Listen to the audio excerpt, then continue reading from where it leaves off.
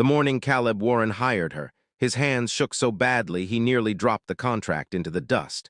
It wasn't fear of her height, though she stood a full head taller than him, or the quiet strength in the way she carried herself.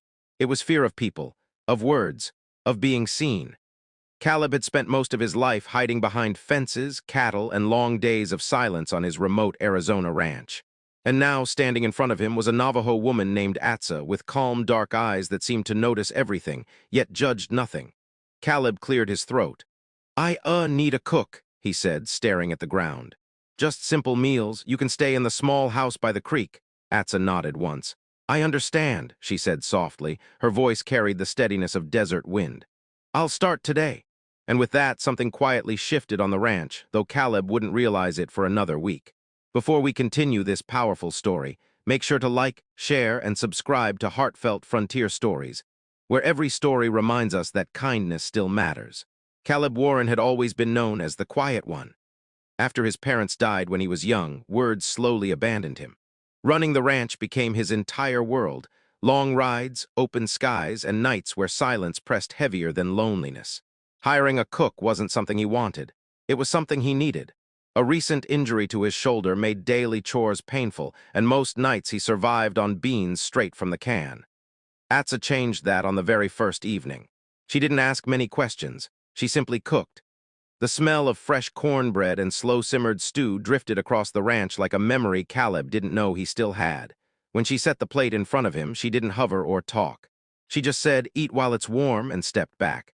Caleb took a bite and froze. It tasted like home. Like the meals his mother once made when laughter still lived in the house. Something tightened in his chest. Over the next few days, a quiet rhythm formed. Atsa woke before sunrise, cooked, cleaned, and sometimes hummed low, wordless songs as she worked. Caleb noticed how she fed the ranch dogs first, always with a gentle touch. How she left a cup of coffee by the barn without saying a word, knowing he'd forget otherwise. She never pushed conversation, never filled the silence, and somehow that made the silence feel lighter. On the fifth day, Caleb found her sitting by the creek during her break, weaving something from leather strips and beads.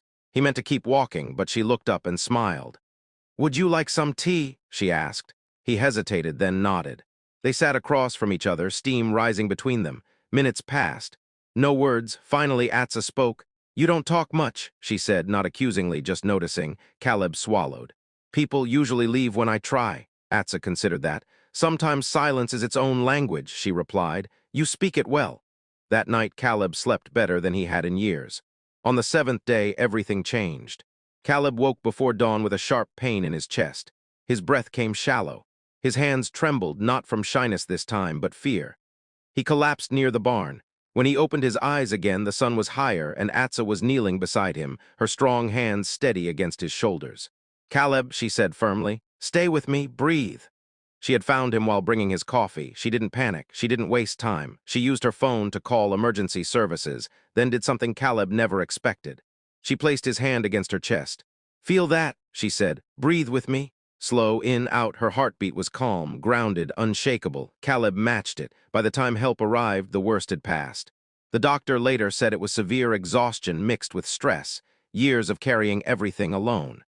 As they drove him to the clinic, Caleb realized something that shook him more than the pain ever could. No one had ever noticed him enough to save him before. When Caleb returned to the ranch days later, weaker but alive, he found something waiting for him. On the kitchen table sat the leather piece Atsa had been weaving, a simple bracelet etched with symbols.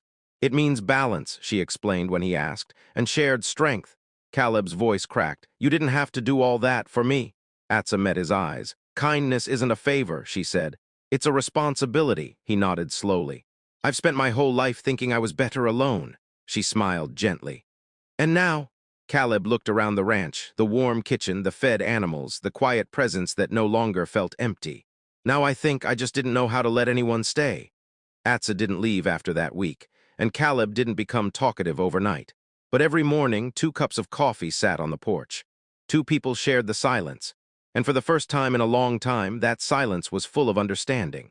Because sometimes the greatest acts of kindness don't come wrapped in loud words or grand gestures, but in steady hands, quiet presence, and the courage to care when it would be easier to walk away. And when we allow kindness in, it doesn't just save us, it teaches us how to live again.